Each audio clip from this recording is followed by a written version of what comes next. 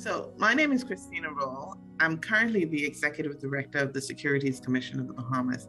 And the Securities Commission of the Bahamas is responsible for the administration and supervision of four pieces of legislation, namely the Securities Industry Act, the Investment Funds Act, Financial and Corporate Service Providers Act, and more recently, the Digital Asset and Registered Exchanges Act.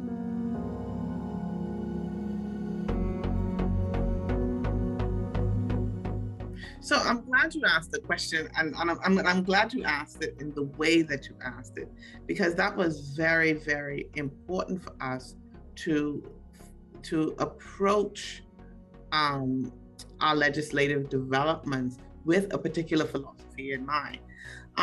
First of all, there are two pieces of legislation that we recently made significant changes to. And then, of course, there is the DARE Act that we developed from the ground up. And in all things, our approach to regulation is to have the best in class with respect to regulatory standards globally, but also to be pragmatic and practical. We see our function as a regulator as ensuring the integrity of the industry. But we don't do that for its own sake. We do it to ensure that good businesses can have an environment where they can thrive. If you want to know specifically our approach with respect to the DARE Act, when we first embarked on that project, this was around 2017. Securities regulators around the world really were struggling with the question of when does a crypto become a security, or when does it look like some other type of financial instrument. And one of the things that we realized as we began to benchmark and really track where regulators were going with that question, we realized that a lot of that question was really being defined by the perimeters of the regulatory scope of the regulators who were having those conversations. We realized also that for crypto, these strict definitions of securities, or maybe or currencies, or utilities, or assets, these strict definitions needed to be more flexible, and they also needed to have a broader view in order to encompass crypto holistically.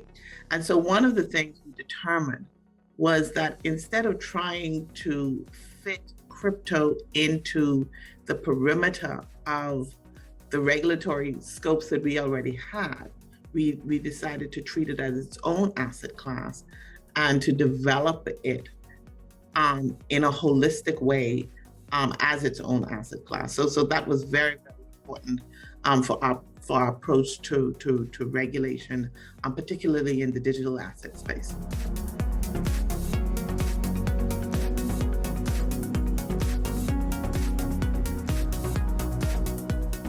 So the Investment Funds Act and the developments that we did there in 2019 really started as an answer to an IMF review that was conducted in the Bahamas in 2012.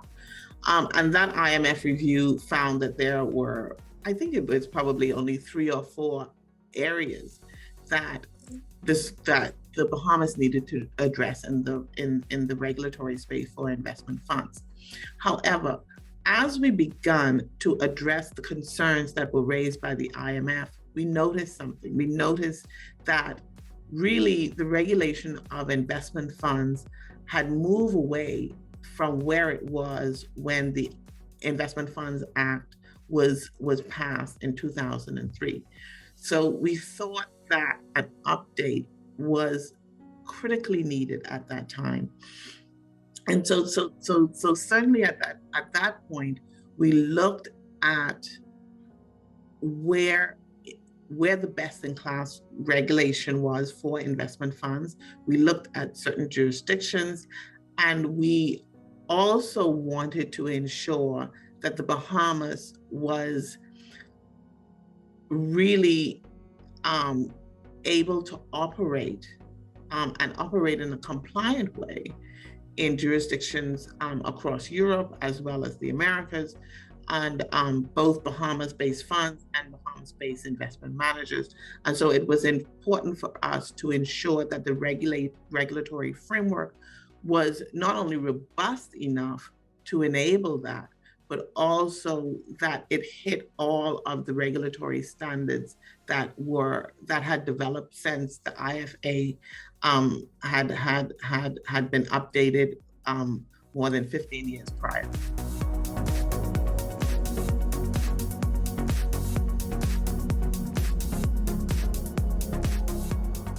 So in terms of how the Bahamas has emerged, I think the Bahamas right now is seen as one of the leaders in the space for the regulation of crypto. And I think that there are really two key elements that factor into that positioning.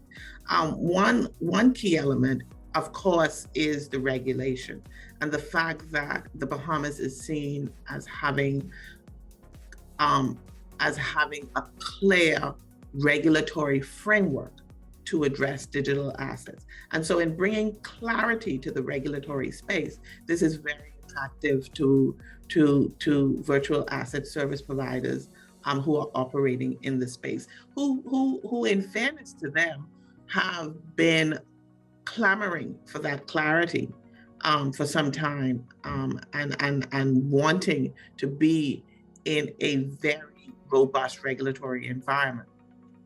I think the second element, though, is the fact that the Bahamas is seen as a crypto-friendly jurisdiction, and whether that has in that has some parts, the government's stance on crypto, which is seen as very business-friendly to crypto, as well as there are financial institutions in the Bahamas who are willing to do business or to bank for the operational side of digital asset service providers. And so while they're not custodying crypto themselves in the banks, they are certainly willing to provide other types of financial services for entities who are operating in this space. And I think when you add all of these elements together, and you know, there are also some other elements like the ability to find professionals working in the space who have some familiarity, also the standard of living in the Bahamas, the quality of life. I mean, all of these things come together to make the Bahamas, you know, a forerunner in the space.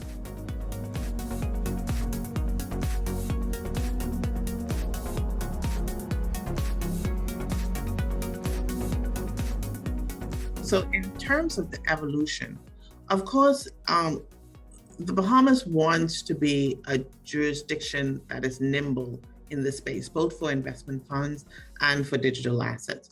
You know, we think that one of the advantages of our independence and one of the advantages of our size is our ability to be nimble and to react quickly to how the market is changing.